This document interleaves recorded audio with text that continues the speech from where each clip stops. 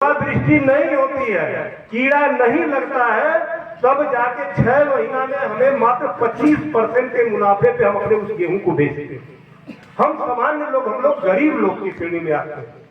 आपको जानकर आश्चर्य होगा कि पूरे भारत में पिछले 5 साल में कोरोना के बाद से इलाज कराते हुए भारत के 5 करोड़ लोग गरीबी रेखा से नीचे चले गए। प्रवक्ता जी, 5 करोड़ लोग।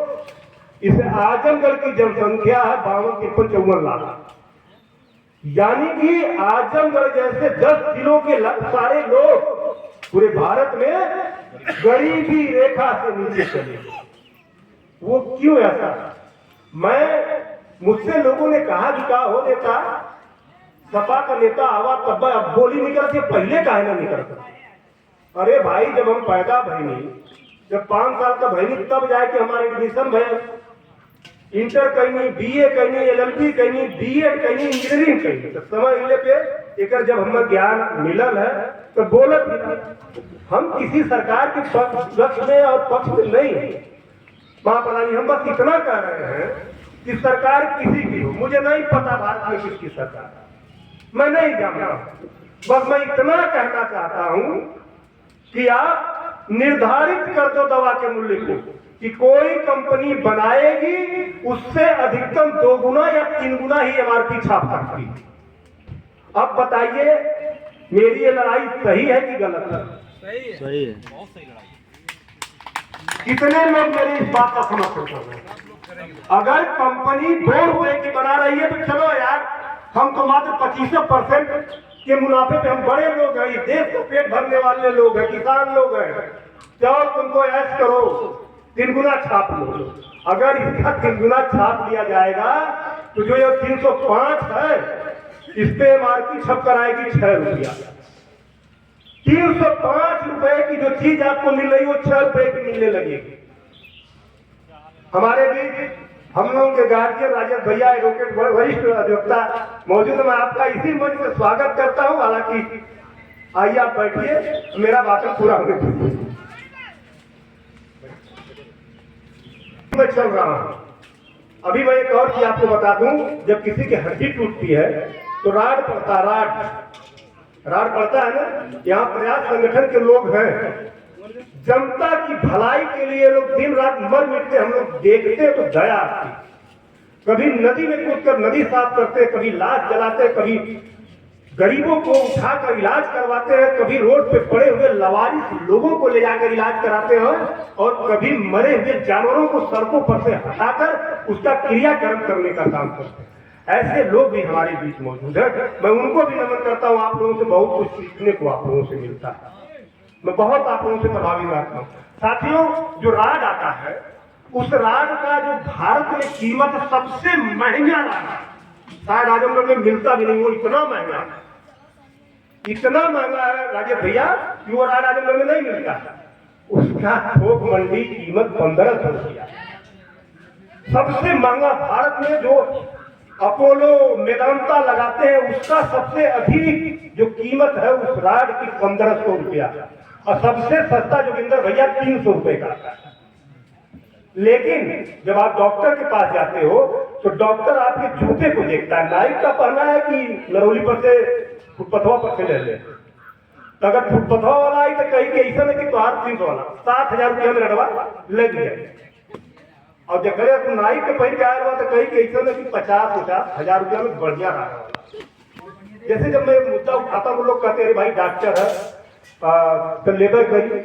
आपको पता होना चाहिए, डॉक्टर अपने अस्पताल की फीस ले लेता है, आपके बेड का चार्ज ले लेता है, नर्सिंग फीस का ले लेता है, डॉक्टर की फीस उसको इंक्लूड कर लेता है। वो जो सामान ला रहा है, अभी मेरी एक डॉक्टर से साथ बहस हो गई, वकील साहब, मेरी एक डॉक्टर से बहस हो गई। डॉक्टर ने कहा 1.5 करोड़ रुपया सब लगा के अवत है, तो कहाँ से आया? हम कहीं तुम्हारा अवकाश होता, बहुत बड़ा जानकार हुआ तो लिखा बारे कि 5 मिनट का फीस 20,000 हम ले रहा होगा, तो अपने गुण का पैसा लाया, हम ना तकलीफ। तू MBBS कह के आया लगा, MBA कह के ना आया। डॉक्टर वकील साहब, मेरी बिटिया इंटर करके नीट की तैयारी के लिए लखनऊ रहती है। जब उसने अपने मम्मी से कहा कि हम नीट की तैयारी करेंगे, हम डॉक्टर बनेंगे, हमने कहा चलो आप नीट की तैयारी करो बेटा, लेकिन डॉक्टर बनने जा रही हो डकैत बनकर मत आना, डकैत बन के मत आना। हमने अपनी बिटिया को ये शिक्षा दिया है।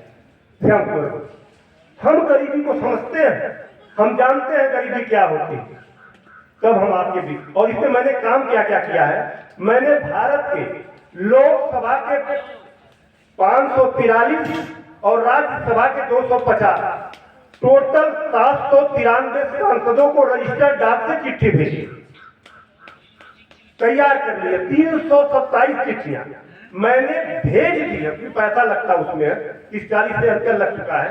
मैंने जो चिट्ठियां भेजी है जिन प्रदेशों के सांसदों को, मिजोरम के 1, नागालैंड के 1, पंजाब के 13, राजस्थान के 25, त्रिपुरा के 2, उत्तराखंड के 5, उत्तर प्रदेश के 80, अंडमान एवं निकोबार द्वीप समूह के 1, चंडीगढ़ के 1, दादर और नगर हवेली के 1, दिल्ली के 7, दमन एंड दीव के 1, लक्षद्वीप के 1, पांडिचेरी के 1, अरुणाचल प्रदेश के 2, आसाम के 14, बिहार के 40, गोवा के 2, हरियाणा के 10, हिमाचल प्रदेश के 4, जम्मू और कश्मीर के 6, कर्नाटक के 28, मध्य प्रदेश के 29, महाराष्ट्र के 48, मणिपुर के 2, मेघालय के 2, टोटल 327 चिट्ठियां अब तक मैं भेज चुका हूं 793 सांसदों में से। इन लोगों को मैंने भेजा है। मेरी मांग, मैंने जो ये चिट्ठी लिखी है सारे सांसदों को, सेवा में माननीय सांसद उनका नाम, सर्वप्रथम आपको लोकसभा 2024 के में जीत की हार्दिक बधाई। मान्यवर, आपको सादर अवगत कराना है कि भारत में अधिकतर मेडिकल सामानों के थोक मूल्य एवं बिक्री मूल्य में 5 गुना से लेकर 100 गुना तक का अंतर है। उदाहरण, वीवो का थोक रेट 6 रुपया से लेकर 15 रुपया, एमआरपी 250 से 350। आईडी से थोक रेट, ऐसे ही मैंने दवाओं को लिख दिया। तो ये ऐसी चिट्ठी मैंने लिखी है और मैंने प्रधानमंत्री मोदी को ये निवेदन बार बार अपने मंचों से करता हूं, इसको आप लोग रिकॉर्ड कर लीजिए, रिकॉर्ड करके अपने सोशल मीडिया पे चलाइए। मैं बस इतना कहता हूं कि मोदी जी, अगर आप रात को 12 बजे आकर संसद में घंटा बजाकर इस देश पे जीएसटी लागू कर सकते हैं, रात को 8 बजे टीवी पर आकर आप ये कह सकते हैं कि अब इस देश में 500 और 1000 के नोट लीगल टेंडर नहीं रहेंगे। उस दिन आपने नोट बंद कर दिया। आप एक दिन घोषणा करते हैं कि धारा 370 जम्मू कश्मीर से हटाई जा रही है, तो प्रधानमंत्री जी एक दिन टीवी पर आप आ जाइए और कह दीजिए कि दवा कंपनियां जो भी मूल्य लागत मूल्य आएगा उससे अधिकतम 2 गुना खर्च करेंगी। मैं ये प्रधानमंत्री जी से कहता हूं।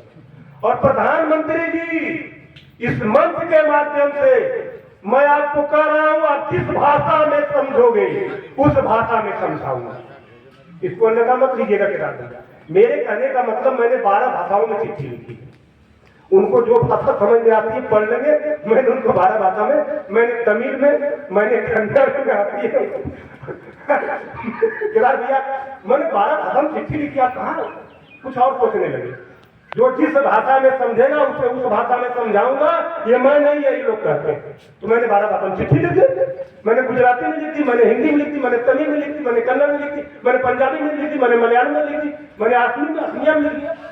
तो मैंने 12 भाषाओं में चिट्ठी प्रधानमंत्री को दिया, लिखा हूं कि साहब आपको जिस भाषा में पढ़ना आता होगा उसी भाषा में पढ़ लीजिएगा, काहे कि तो पढ़ लीजिएगा।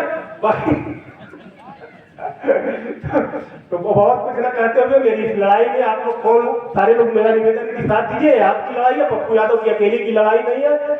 मैं बहुत बातें तो बहुत छूट गई है, समय बहुत ले लिया, तो मैं अपनी बातों को पुनः इस उम्मीद से एक शेर के माध्यम से समाप्त करना चाहूंगा कि जिनके आंगन में अमीरी का सजर लगता है, जिनके आंगन में अमीरी का सजर लगता है, उनका हर एक जमाने को हुनर लगता है, जमाने को हुनर लगता है। बहुत बहुत धन्यवाद आप सभी को, सबको प्रणाम।